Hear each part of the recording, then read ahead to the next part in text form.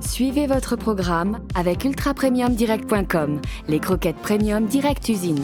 ultrapremiumdirect.com. Retrouvez au cœur des refuges avec Fidanimo l'assurance santé de votre compagnon. Coucou tout le monde. Salut à tous. Aujourd'hui on est à la SPA de Strasbourg pour rencontrer Catherine, Julie et Daniel qui vont répondre à vos questions, toutes les questions que vous êtes posées lors de cette saison 3. On va les retrouver ? Elles arrivent, on y va.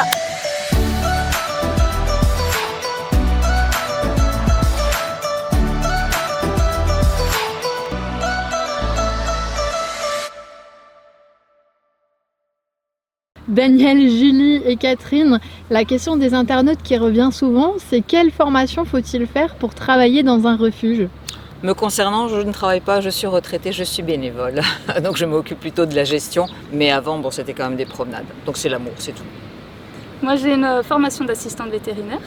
Alors moi je suis venue ici par hasard il y a très longtemps. Donc moi je sors d'études universitaires et ils avaient besoin de quelqu'un pour l'installation de l'informatique, donc une mise en place d'outils informatiques et je suis restée.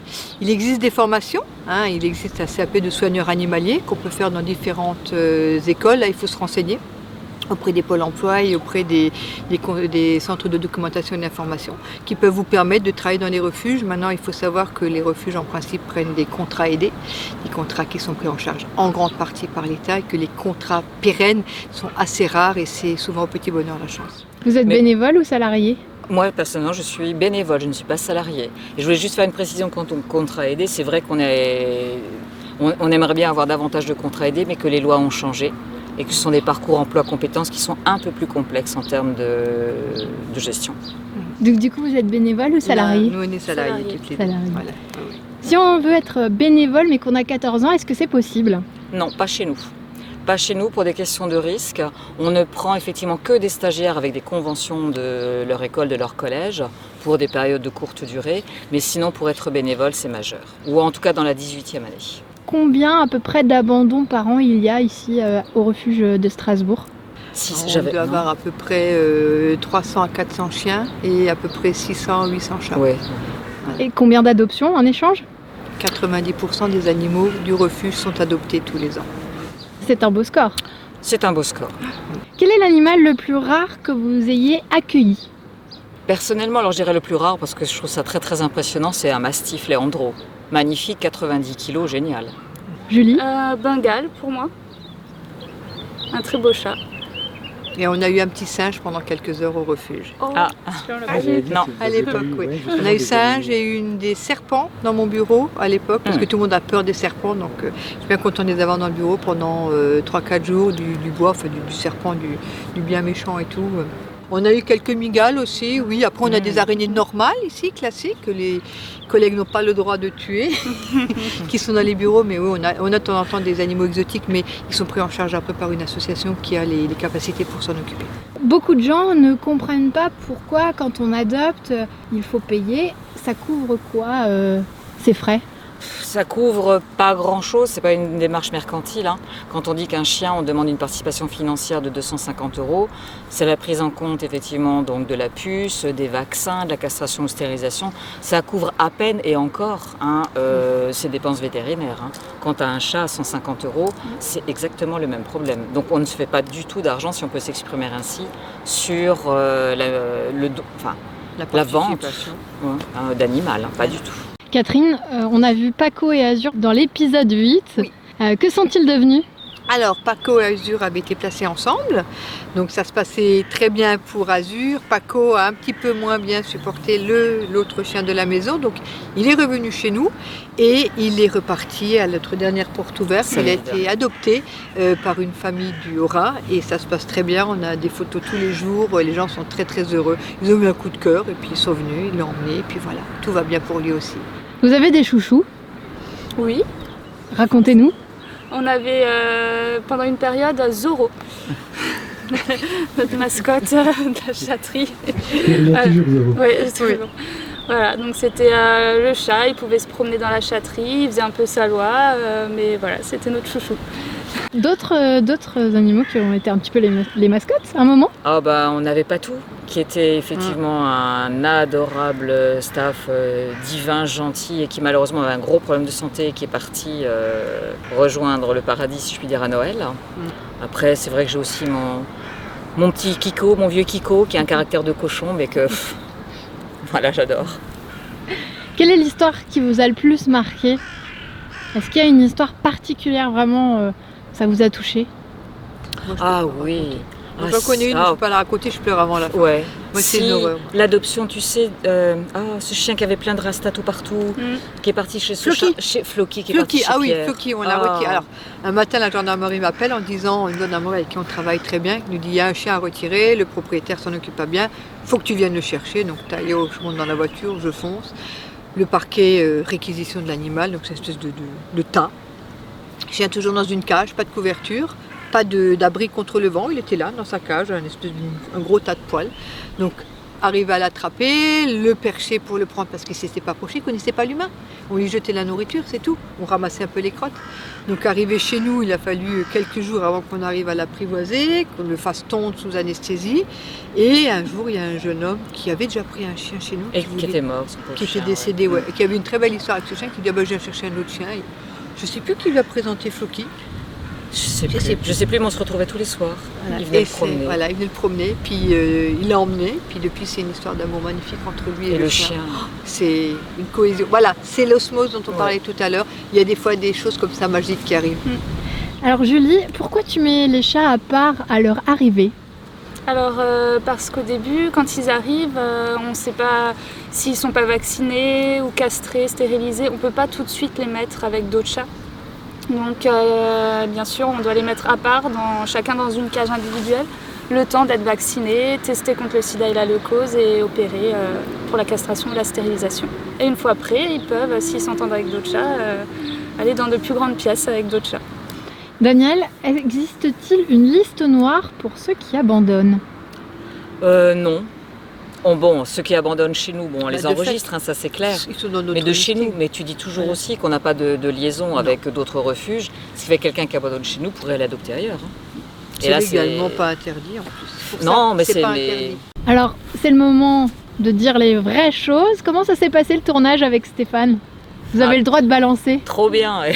Super. Il est génial, génial. Il vous paye pour dire ça? Même pas. Même Quand on pas, travaille mais il fait adopter les chiens, c'est merveilleux. Voilà. C'est ça le plus beau cadeau qu'il puisse faire. Alors, que faites-vous des vieux animaux? Est-ce qu'il y en a beaucoup, entre guillemets, qui finissent leur jour au refuge? C'est comme les vieilles personnes, on les garde jusqu'au bout. Oui, et c'est vrai qu'il y en a qui ont terminé leur vie. Des gens et des animaux, oui. Oui, franchement. Oui. Daniel, qu'est-ce que vous faites quand il n'y a plus de place? Dieu merci, depuis que je suis là, j'ai pas encore eu ce souci. On a toujours eu de la chance. Bon, quand on a eu un rush de vieux chiens à Noël, on a fait une petite campagne et du coup, plein ont été adoptés, ou du moins pas mal ont été adoptés. Donc là, pour l'instant, on touche du bois. Au niveau des chats, c'est pas toujours aussi évident, parce que là, en période estivale, on va avoir plein de chats. Et là, il y a le problème des maladies qui se transmettent très rapidement. Quoi. On n'a jamais dit à quelqu'un, non, on n'a pas de place, débrouillez-vous. On prend, on se débrouille. On se débrouille, on n'a pas le choix. Catherine, vous vous occupez des enquêtes maltraitance. Il y en a dans tous les refuges? Je sais pas. C'est vrai que nous, en tout cas, dans l'Est, toutes les SPA de l'Est font tous des enquêtes pour maltraitance, quand il y a des problèmes. Ça, c'est pas un souci. En tout cas, chez nous, ça se fait. Mais même si jamais dans votre région, la SPA ne fait pas d'enquête par manque de temps, à ce moment-là, il y a les grandes SPA, les grandes associations nationales qui le font aussi. La Fondation Brigitte Bardot a des enquêteurs aussi qui le fait, par exemple. Est-ce que vous trouvez que les sanctions par rapport à ces gens qui maltraitent les animaux sont assez lourdes? Comment vous voyez la protection animale évoluer aujourd'hui? Les sanctions, franchement, ne sont pas assez lourdes du tout. Bon, il n'y a pas de sanctions du tout.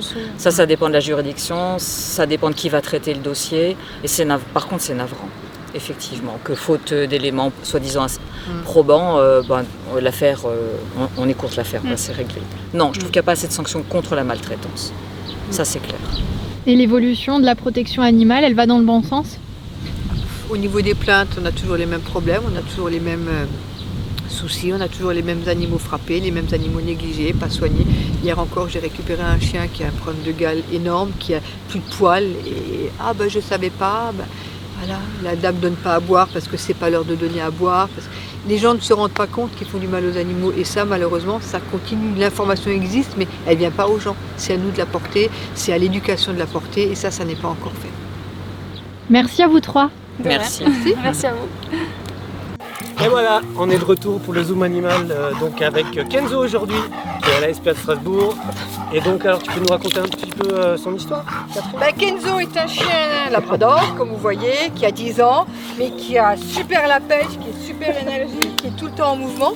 Et donc son ancien propriétaire était trop âgé pour s'en occuper. Voilà, donc on l'avait placé à un monsieur parce qu'on pensait qu'à 10 ans, le chien était calme. Et en fait, non, vous voyez, c'est un labrador, il a 6 mois dans sa tête, il adore les balles de tennis, il est super propre, il est super gentil. Bref, il a tout pour lui, quoi. Il a tout sauf pour eux. Oui, Souvent, le problème, c'est pas eux, c'est nous. Hein. C'est les C'est propriétaires. nous qui les comprenons pas toujours. Hein. C'est pas dit, aïe, Kenzo, aïe, aïe, aïe, aïe, aïe.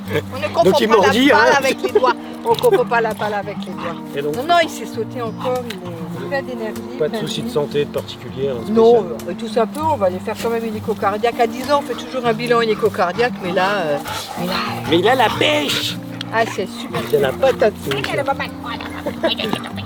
Donc voilà, si vous êtes intéressé, vous savez quoi faire, vous venez à la SPA de Strasbourg Voilà. et il vous attend. Vous demandez Catherine. Voilà. Oui, c'est la papale. Oh, c'est la super papale. Mais t'as 2 ans dans ta tête. Mais t'as 2 ans dans ta tête. Oh, 3 mois. Il y a 3 mois. Alors tu nous présentes ton loulou. Voilà, donc c'est Helios, un gros chat de presque 7 kilos. Il a 7 ans et en fait il a été abandonné parce qu'il se fait martyriser par les autres chats de la maison. Donc c'est un chat qui a déjà été adopté ici. Mais voilà, donc le pauvre se retrouve ici de nouveau et sinon il est très très gentil. Il aime juste pas en fait les autres chats, il a peur des autres chats. Donc là, quand il voit à proximité d'autres chats, il n'est pas très à l'aise, mais sinon c'est un amour. Donc voilà, s'il peut se retrouver chez quelqu'un sans autre chat, ce serait parfait pour lui. Il est gentil, hein, il fait des câlins.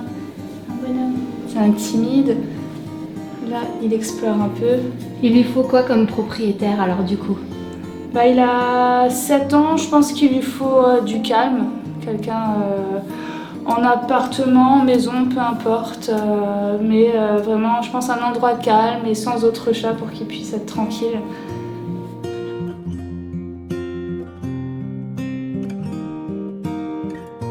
Voilà, c'est fini pour aujourd'hui. Si vous avez d'autres questions, n'hésitez pas à les laisser en commentaire. Nous, on se retrouve la semaine prochaine avec Ellie pour de nouvelles aventures. Et comme d'habitude, on compte sur vous pour liker la vidéo, pour partager sur les réseaux sociaux et surtout n'oubliez pas, n'achetez pas, adoptez. Quand Ellie regarde ses copains. Allez, vas-y. Questions, n'hésitez pas à les laisser en commentaire. Parlez façon. Qu'est-ce qu'il est chiant, Steph, alors? Ah là là là là. Catherine, ça va mieux les tocs au volant? Écoute, je me regarde pas, donc je sais pas. Mais je pense que j'en ai toujours autant. Effectivement, oui, on m'a raconté. Mais c'est pas grave, ça met de la vie. Ouais, Julie, toi, t'as plein de fans, c'est les petites filles. Les petites filles, elles te kiffent avec tes cheveux roses. Trop mignon. Il y a même des garçons qui sont intéressés. Alors Julie, c'est le moment de répondre. Es-tu célibataire? Eh ben non, je suis mariée. Ah voilà, tu viens de faire chuter l'audience. Eh ben, ma fille, qu'est-ce qu'il y a?